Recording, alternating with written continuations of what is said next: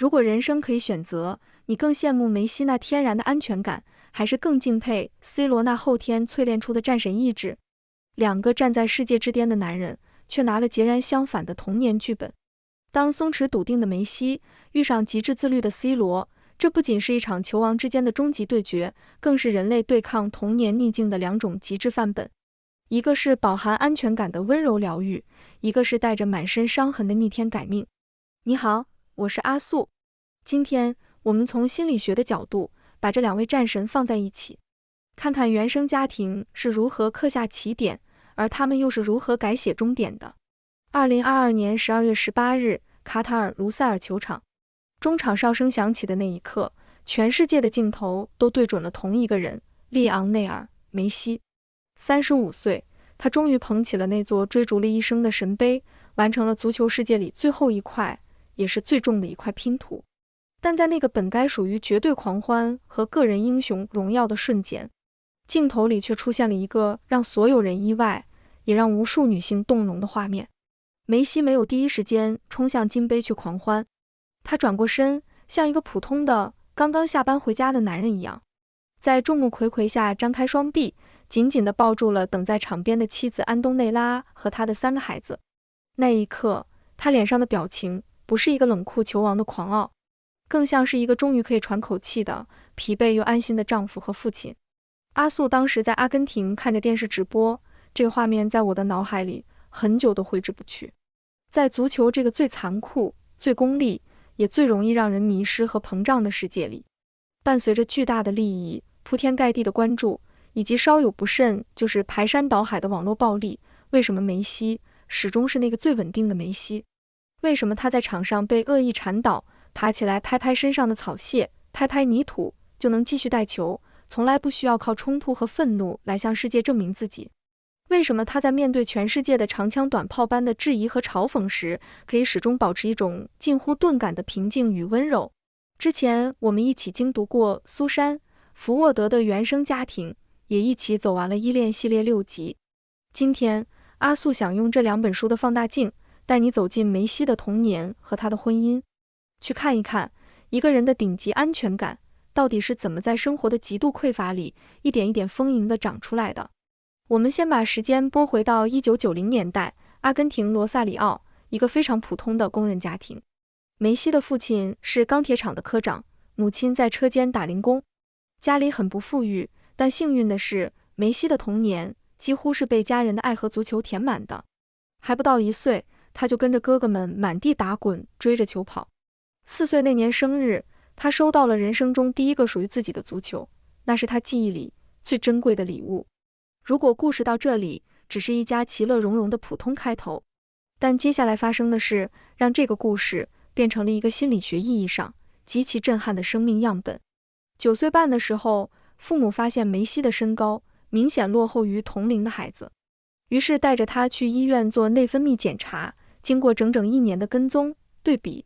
醫生給出了一個讓所有人沉默的診斷：生長激素缺乏症，也就是我們常說的矮小症。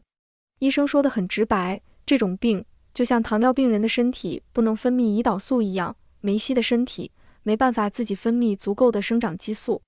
如果不治療，他可能這一生都會停留在1.3米幾的身高。而對一個視足球為生命的職業球員來說，這幾乎意味着他的夢想還沒真正開始，就已經被宣判了死刑。更現實的絕望是，治療費用極其高昂，每個月上千美金的注射費用，是一筆讓這個原本就捉襟見肘的工人家庭根本無法喘息的天文數字。阿素想請大家在這裡稍微停幾秒，試着去感同身受一下，那是一種什麼樣的絕望？一個孩子，他最熱愛的也是唯一擅長的事情，正在被自己的身體親手剝奪，而能夠挽救這一切的解藥，又恰恰是他的家庭最負擔不起的東西。很多關於原生家庭如何留下終身創傷的故事，往往就是從這樣的極度匱乏和無能為力開始的。但心理學告訴我們，匱乏本身從來不是決定一個人悲劇的終極因素，真正決定性的因素是當絕望和匱乏發生的時候，這個家庭給了孩子什麼。在梅西很小的時候，每個週末整個大家族匯聚在一起踢球，而第一個在人群中發現這個瘦小到快要被風吹倒的孩子有着驚人足球天賦的人是他的外婆塞萊斯特。外婆是梅西最早也最堅定的超級球迷。當時所有人都覺得這個孩子太小了，太弱了，上場會被撞壞的。只有外婆不顧反對，生拉硬拽地把梅西推上場，甚至親自去找教練，大聲地為他爭取機會。在梅西11歲那年，外婆因病去世了。從那之後，直到今天，全世界的球迷都注意到一個雷打不動的細節：梅西在球場上每一次進球之後，都會雙手指天，望向天空。這個動作的含義是梅西跨越了時空，在跟天上的外婆對話。外婆，你看，那個你當年拼命護着上場的小男孩又進球了，這一切都是獻給您的。阿素想和大家說，這個細節看起來很小，但在心理學上的分量卻重如泰山。在《原生家庭》這本書裡，我們花過很長的篇幅去討論一件事：一個孩子在成長過程中是否擁有至少一個無條件相信自己的成年人，這件事對一個人一生的自我價值感有多麼深遠的影響。很多在有毒的原生家庭裡長大的孩子，他們的痛苦往往不只是來自父母的傷害本身，更來自一種更深的孤立無援的絕望。沒有一個大人站在我這一邊，告訴我你是被看見的，你是有價值的。而梅西在他還很小的時候就擁有了這樣一個人。外婆用一種近乎非理性的堅持，不管這個孩子有多瘦小，我都要讓他上場，給了童年的梅西一個最早也最重要的心理基石。在這個世界上，有人无條件地相信我，這個基石會在很多年後以一種我們意想不到的方式繼續支撐着他。外婆去世之後，這份愛的接力棒毫無懸念地交到了父母手裡。為了給梅西治病，父母想盡了一切辦法。當阿根廷本地的俱樂部因為不願意為一個前途未卜的矮小症孩子支付昂貴醫藥費，而紛紛選擇放棄退約時，父母從未動過一絲一毫放棄他的念頭。轉機出現在西班牙巴塞羅那俱樂部的一次試訓機會上。在試訓中，巴薩的主管雷克薩奇被梅西的天賦徹底震撼了，他力主簽下這個孩子，並承諾俱樂部會負責他的治療費用。由於當時俱樂部高層還在猶豫，雷克薩奇甚至將承諾寫在一張餐廳紙巾上，與梅西草簽了協議。但代價是12歲的梅西要全家搬遷，從阿根廷羅薩里奧的小鎮搬到舉目無親、語言習慣完全不同的巴塞羅那。最後，為了支撐梅西在西班牙的生活，父親留下來陪他，母親被迫帶着其他孩子留在阿根廷。這個家庭為了一個孩子的未來和健康，幾乎把原本安穩的生活拆散了。那幾年，12歲的梅西開始在寢室裡每天自己往大腿上注射生長激素。據他後來的室友回憶，梅西對此從來沒有表現出害怕或者抗拒。他在打針時從來沒有哭過，也沒有抱怨過，他總是平靜地接受這一切，就像是在完成一件再普通不過的日常任務。阿素覺得這種驚人的平靜，恰恰就是因為他背後那個雖然破碎，卻為了他全力以赴的家。在依戀系列裡，我們花了整整6集的時間去講一個最核心的概念：一個人在成年後處理壓力、危機和親密關係的方式，很大程度上是童年時期和最重要的照顧者之間的關係模式在成年後的延續。而安全型依戀是這套心理學理論裡最健康、最稀缺，也最讓人羨慕的一種模式。我們在依戀第4集裡講過，安全型依戀的人有一個最核心的特徵，他們的內心有一種很深的、很穩定的、牢不可破的底層基本信任。這種信任不是來自外界的認可，不是來自我足夠優秀、足夠完美，而是來自童年最深處的體驗。無論發生什麼，無論我變成什麼樣，無論我遭受什麼挫折，我都是被愛着的，我都是值得被支持的，我的身後永遠有退路。現在我們把這個理論放回到梅西身上。一個矮小症的診斷本可以成為一個孩子一生的恥辱和傷口，它可能意味着他和別的孩子不一樣，他有缺陷，他是家裡的累赘，他是被挑剩下的。在很多家庭裡，這樣的診斷會伴隨着焦慮、指責、抱怨，甚至是放棄。但在梅西的家庭裡，這個不幸的診斷激發的卻是全家人不計代價的托底和行動。外婆的堅持，父母的砸鍋賣鐵，全家為了他而做出的遷徙。這些行動在童年梅西的心裡傳遞的信息只有一個：無論我的身體有什麼缺陷，無論世界怎麼看我，這個家，我最愛的人們都會拼盡全力站在我這一邊。這就是原生家庭裡講到的情感灌溉，也就是父母給予孩子的不只是物質上的滿足，更是一種深層的無條件的情感支持。而這種支持會在孩子的內心種下一顆叫做安全感的種子。這顆種子長成大樹之後，就是我們在球場上看到的那個近乎神蹟的梅西。為什麼他很少和人衝突？為什麼他從不靠憤怒來證明自己？我們經常會在足球場上看到各種情緒失控，比如因為被對手粗暴侵犯而憤怒報復，因為裁判誤判而面紅耳赤的咆哮，因為巨大的輸贏壓力而心態徹底崩潰。但梅西的球風乾淨得像個異類，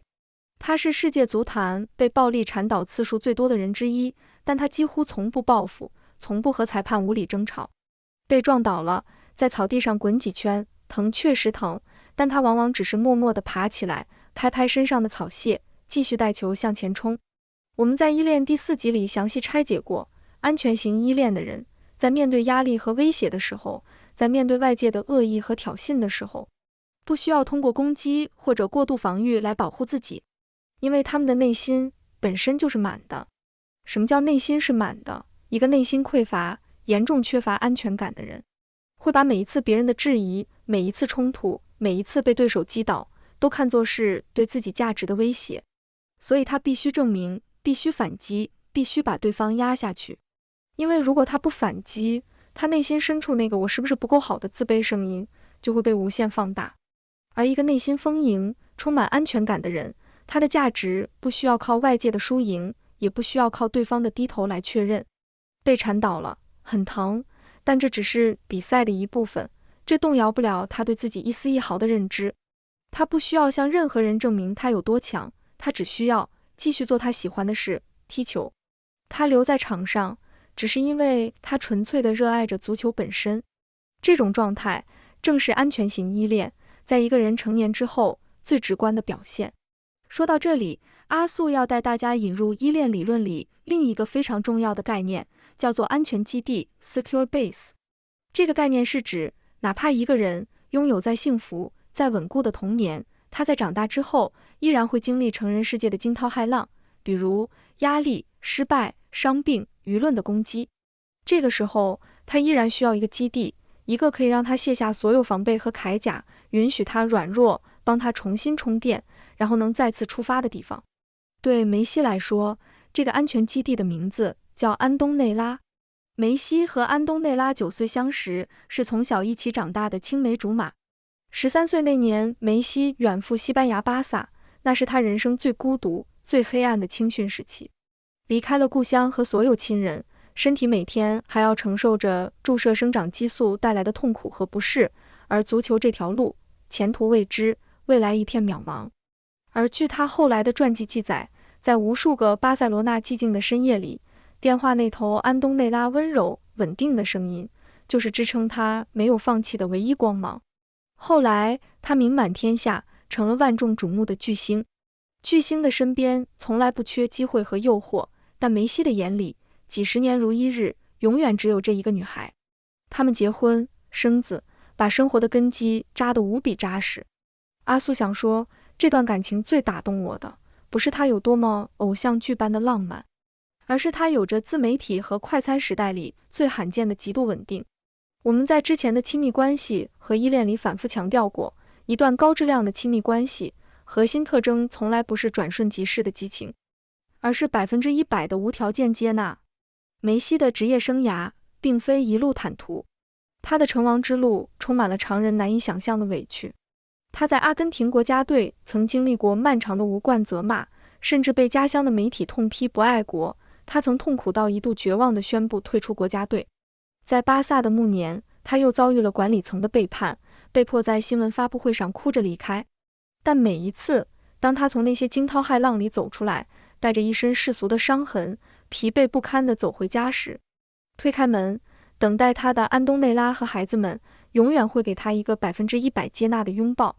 在這個家裡，他不是什麼身價上億的球王，不需要去解釋任何戰術，不需要向任何人證明自己的清白，更不需要去表演堅強。他只是利昂內爾，是那個9歲時就愛着安東內拉的內向男孩。這就是安全基地最真實的樣子。他無法替你消除外面的狂風暴雨，但他永遠會在暴風雨中為你亮着一盞燈，讓你無比確信，無論在外面輸得有多慘，回到這裡，你依然是被愛、被需要、被寶貝着的。而正是這種確信，給了梅西一次又一次重新站起來、重新出發的底氣。把這些拼圖拼在一起，我們終於看清了這位球王的內心全貌。一個出身阿根廷工人家庭，患有先天矮小症，幾乎不占任何物質優勢的孩子。如果單看物質的起點，他拿到的絕對是一張極其糟糕的爛牌。但是外婆那份毫無保留的最初相信，父母為了他砸鍋賣鐵，拆散生活也在所不惜的全力守護，在童年期為他搭建了最穩固的安全性依戀。而成年後，安東內拉20年如一日的全然接納，給他提供的安全基地，讓這種安全感得到了延續和滋養。物質的匱乏從未真正擊碎過他，因為原生家庭和親密關係裡那些飽滿流淌的愛，給了他受用一生的頂級安全感。這句話是梅西的故事留給這個世界最溫暖的啟示。但在視頻的最後，阿素更想把這份力量送給屏幕前的你。我知道我們當中的絕大多數人也許並沒有梅西那麼幸運，我們的童年也許沒有那個無條件相信我們的外婆，我們的父母也許因為他們這一輩人自己的局限、創傷和忙碌，沒能給我們提供過完美的、肥沃的情感灌溉。甚至有些朋友可能至今還在深夜裡默默治癒着原生家庭留給自己的傷口。但是還記得阿素在依戀第6集我也能變成不焦慮的人嗎裡和大家分享過的那個最核心的心理學科学真相嗎？那就是依戀風格不是命運，不是終身判決，它是可以改變的，是可以被重新塑造的。即便我們沒有天生自帶的安全感，在成年之後，我們依然可以通過清醒的覺察，去努力經營和選擇一段像梅西與安東內拉那樣高質量的、彼此全然接納的親密關係。在關係裡互為安全基地，去一點一點地修剪過去的倒刺，療癒當年的自己，長出屬於我們自己的安全感。這種在後天生長出來的安全感，在心理學上有一個非常美麗的名字，叫做獲得性安全感 （earned security）。這條自我重塑的路，對於缺少童年養分的我們來說，可能會走得比梅西更艱難、更漫長。但阿素想堅定地告訴你，這條路是真實存在的，也是真實可能的，而且它正在對每一個願意勇敢去愛的你敞開。綠茵場上有一個男人永遠站得笔挺，他的肌肉線條像大理石雕塑一樣精確，幾十年來幾乎沒有一絲贅肉。只要他進球，他就會高高躍起，在空中轉身，雙臂有力地向後張開，伴隨着全場幾萬人山呼海嘯般的速，完成他標誌性的近乎向全人類宣戰的慶祝動作。每次鏡頭掃過他的臉，你都能從他的眼神裡看到一團正在瘋狂燃燒的火焰，那裡面很少有純粹的喜悅，更像是一種看吧，我又贏了的帶着鋒芒的篤定。他叫克里斯蒂亞諾·羅納爾多，一個把自己活成了完美戰神的男人。但阿素今天想問你一個問題，你有沒有仔細觀察過他輸球之後的樣子，被裁判出示紅牌之後的樣子，或者被主教練換下場，坐在替補席上把球衣扯掉，用毛巾死死蓋住頭的樣子？那一刻，他眼裡的東西不再是燃燒的火焰，而是一種幾乎藏不住的、近乎孩子氣的委屈和不甘。每當看到30多歲，甚至到了40歲，已經贏得了這個星球上幾乎所有榮譽的球王，依然在球場上氣急敗壞、委屈流淚的時候，坐在電視機前的阿素總會產生一種恍惚，他好像從來沒有長大，他好像還是那個在黑暗裡渴望被看見，卻又隨時害怕被拋下的小男孩。為什麼一個已經站在世界之巔的人，始終無法真正的讓自己停下來，歇一口氣？上一期我們聊了梅西，一個從原生家庭飽滿的愛裡長出底層安全感的幸福孩子。今天阿素想帶你走進 C 羅的故事。這是一個童年極度匱乏、險些被這個世界放棄的孩子，如何把自己內心最深的不安全感淬煉成一生燃料的故事。這不是一個溫暖治癒的故事，這是一個關於一個人如何用盡全力去和命運正面交鋒、逆天改命的故事。我們把時間撥回到1980年代的葡萄牙馬德拉島。C 羅的母親瑪利亞·多洛雷斯，她自己的童年就已經寫滿了苦難。5歲喪母，父親再婚後，他被送進孤兒院，後來又被無情地退回，常年遭受繼母的打罵。13歲就輟學打工，靠編織籮筐掙錢，勉強活命。18歲那年，她幾乎是被父親逼着，在3個月內離家成婚。而她選擇的丈夫迪尼斯，這個本該成為 C 羅生命裡第一個保護者的男人，自己也是一個被殘酷時代碾壓過的受害者。他年輕時被強徵入伍，送往非洲戰場，親眼目睹戰友在身邊血肉模糊地倒下。從戰場回來後，他患上了嚴重的創傷後應激障礙 PTSD， 常年只能靠瘋狂酗酒來逃避現實。他無法清醒地和任何人交流，包括他自己的孩子。在這個原本就已經有3個孩子，靠母親兼職打掃衛生和做廚師苦苦維持的赤貧家庭裡，多洛雷斯突然發現自己又懷孕了。阿素想很鄭重也很心疼地告訴大家一件事，因為極度的貧困和絕望，母親多洛雷斯曾嘗試過各種民間的土辦法，想要親手結束這次意外的懷孕。這件事在 C 羅後來的自傳裡被毫不掩飾地寫了出來。幸運的是，一位善良的醫生勸住了他，這個頑強的生命才得以保留。1985年2月5日，克里斯蒂亞諾·羅納爾多出生了。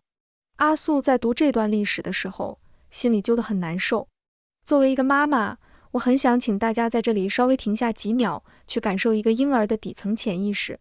一個孩子在出生之前，就已經在母親的身體和潛意識裡，經歷過了一次我是否值得被這個世界接納的生死掙扎。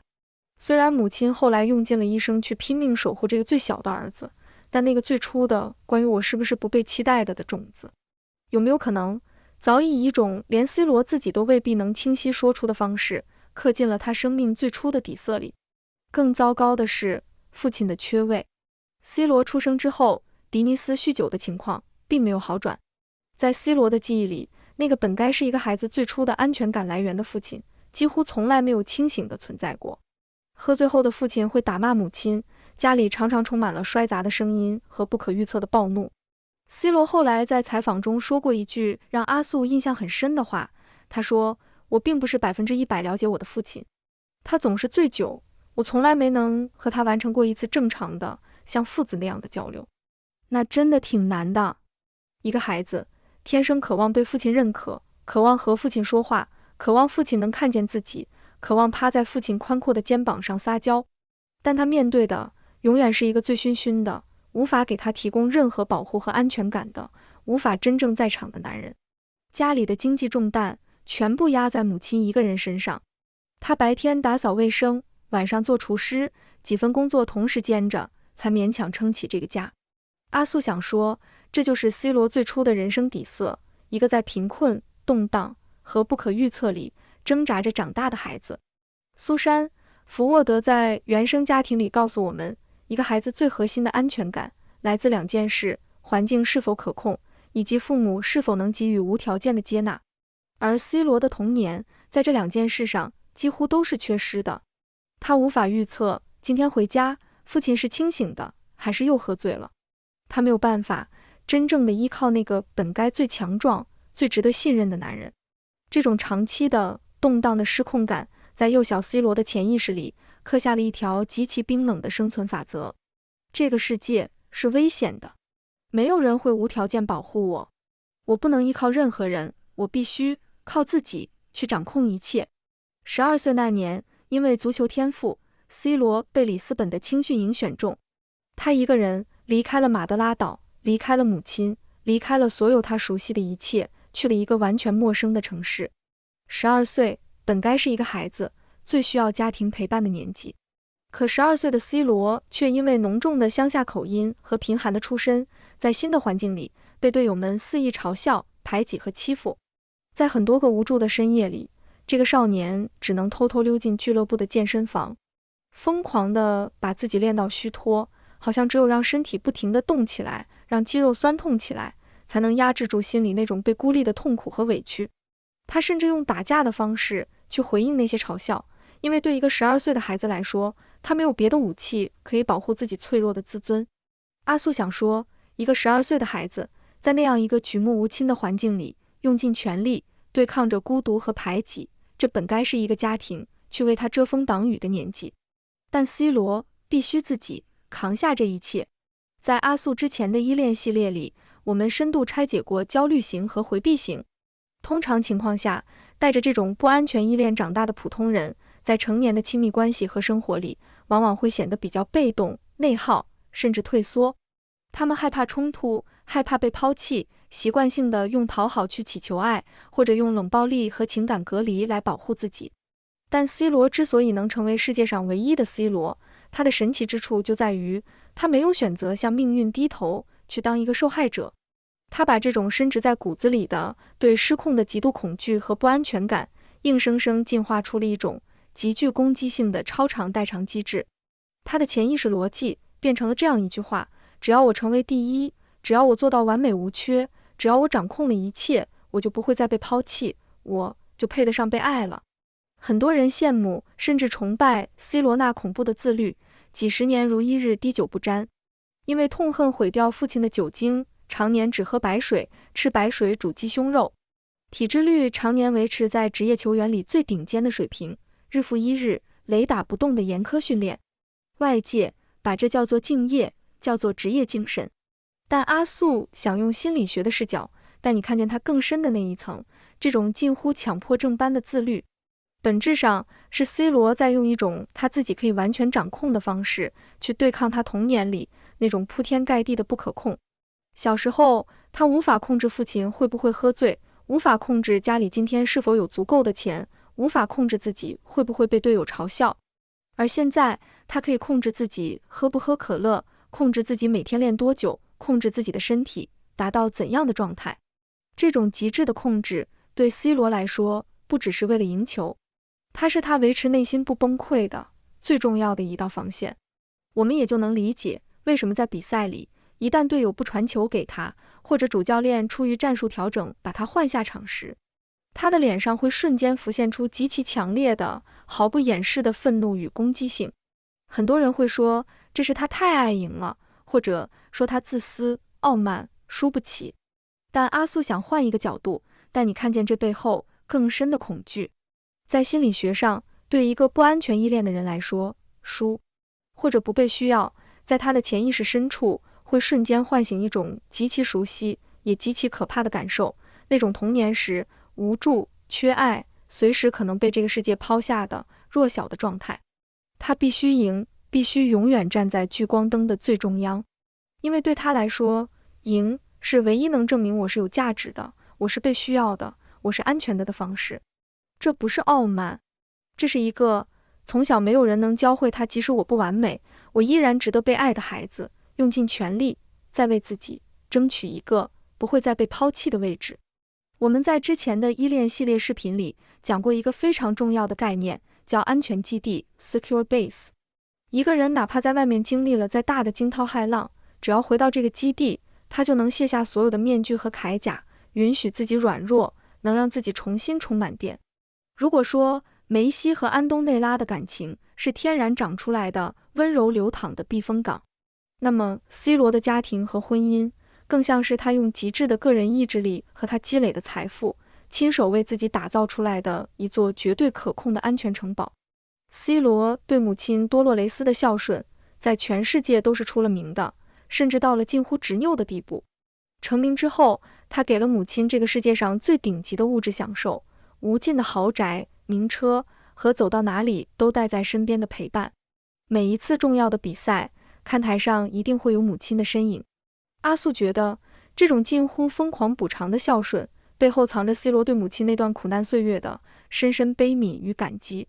他太清楚母親當年是怎樣一個人扛起了那個搖搖欲墜的家，才讓他有機會走到今天的。他用今天極致的富足，去拼命填補那個曾經一無所有，甚至差點沒有機會誕生的童年。當他在場上流淚，看台上的母親也同時落淚時，那是一種母子之間跨越了生死與貧窮的底層共振。C 羅後來選擇的終身伴侶喬治娜，出身平凡，曾經只是一名商場的櫃姐，但她的骨子裡有着像野草一般的堅韌。她全心全意地打理着 C 羅龐大家族的方方面面，照顧着他的5個孩子。他對 C 羅近乎神明般的崇拜，無條件的支持和順從，構建了一個極度穩定、極度以 C 羅為中心的家庭環境。阿素想說，這段關係和梅西與安東內拉那種青梅竹馬、彼此平等扶持的感情質地是完全不一樣的。如果說安東內拉給了梅西的是一個早已存在、他可以自然依靠的港灣，